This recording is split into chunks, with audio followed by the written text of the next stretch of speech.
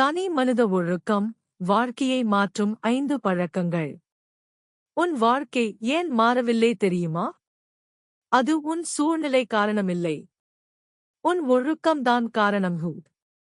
நேரத்தை மதிப்பது. நேரத்தை மதிக்காத மனிதன் வாழ்க்கையை மதிக்க மாட்டான்.